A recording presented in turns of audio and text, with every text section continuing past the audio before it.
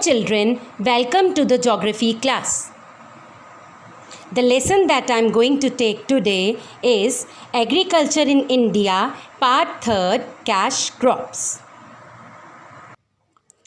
Objectives of the lesson is, through this lesson, we will learn about the cash crops like cotton, jute, oilseeds, sugarcane, tea and coffee under the following headings: importance or characteristics of each crop, their types, varieties, their geographical requirements, that is type of soil, temperature and rainfall required, their methods of cultivation, problems of each crop, area, states in India where these crops are grown in India, along with the largest producer of each crop.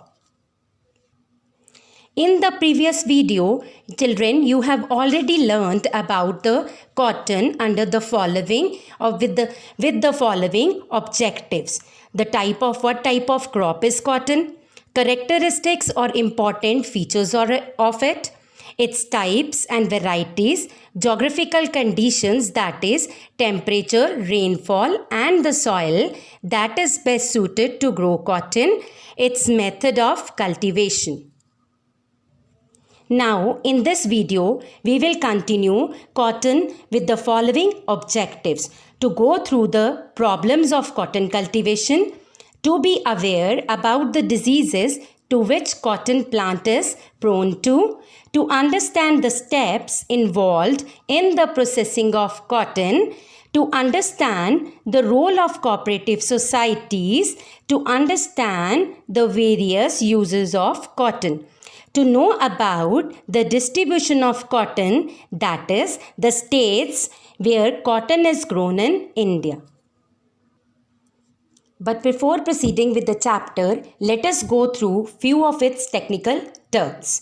Number 1, humidity. Humidity is the amount of water vapor present in the air.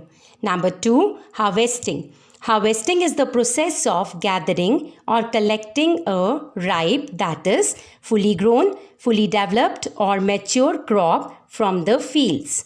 Third is fertilizers. Fertilizers are the chemicals or natural substances added to the soil to increase its fertility.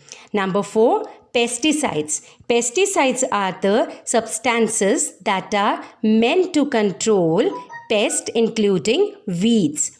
Insecticides. Insecticides are the substances that are used for killing insects. Fungicides. Fungicides are the chemicals that destroy fungus. Now next is ginning. Ginning is the process of separating the cotton fibers from the cotton seeds. Next is spinning. Spinning is the conversion of fibers into yarn. Next is cooperative societies. Cooperative societies is an association of persons united voluntarily to meet their common economic, social and cultural needs through a jointly owned enterprise, for example, Amul India Limited. Now children, open your book on page number 224. The topic that we will start today is problems of cotton cultivation. Children, the cotton cultivators have to go under certain problems. Let us study these problems. The first problem is the cultivation of the cash crop of cotton requires a large sum of investment. That is, farmers need to invest a lot of money on growing cotton. The farmers who are indulged, that is engaged in the cultivation of cotton, that is in the process of growing the cotton, are facing security threats due to losses incurred. That is the losses they have to bear or suffer due to the droughts, rainfall, dust storms that damages the cotton crop, and thus farmer have to bear or suffer great or heavy losses.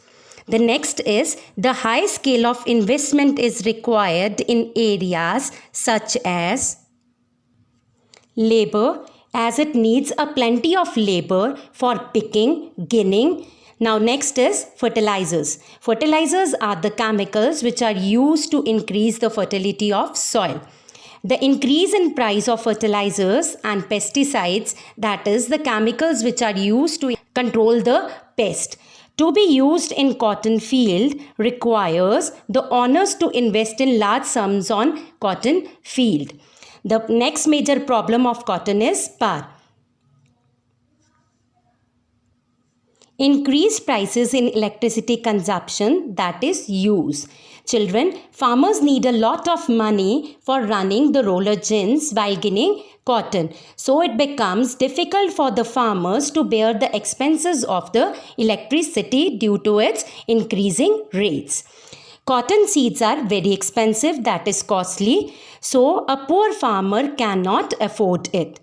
Next is picking is mostly done by hand as the cotton balls are quite soft. So a lot of cheap and efficient labor is required as it cannot be mechanized. That is, it cannot be done with the help of machines. Normally picking season continues for 3 months or as the balls keep on maturing. Now let us go through the diseases to which cotton plant is prone to. The cotton plant is vulnerable, that is, being attacked or harmed to by pests and diseases like number 1 bollworms, number 2 boll weevils and wills. Farmers can control it by regular use of proper pesticides, insecticides and fungicides. Pesticides are the chemicals used to control the pest. Insecticides are the chemicals used to control the insects, and fungicides are the chemicals which are sprayed to control the fungus. Now next process is processing of cotton, in which ginning. After picking, the first step is ginning, in which the cotton fiber is separated from the raw material, that is cotton. So children, ginning is the process in which the cotton fiber is separated from the cotton.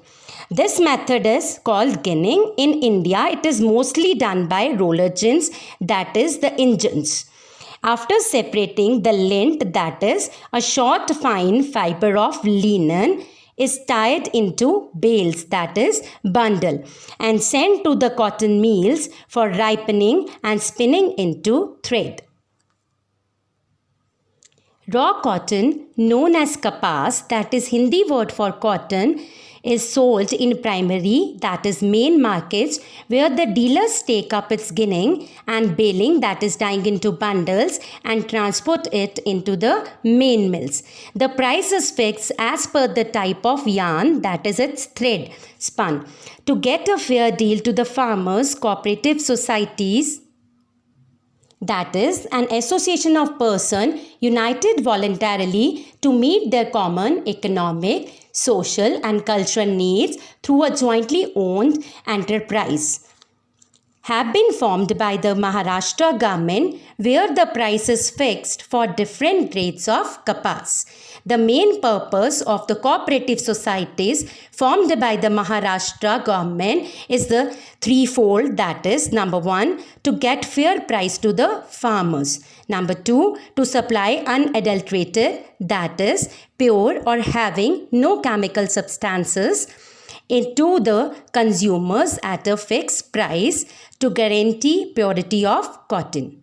Now let us study the uses of cotton.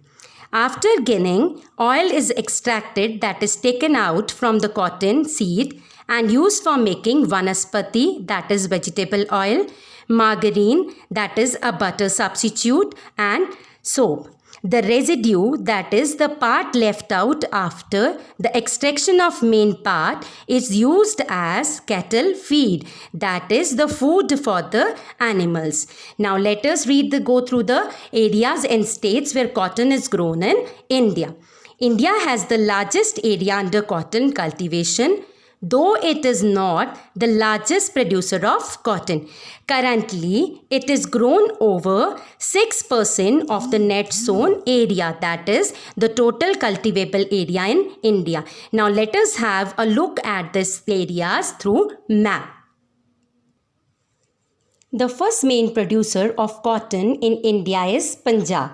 Punjab produces a good quality of long staple cotton and is the largest producer of cotton in India.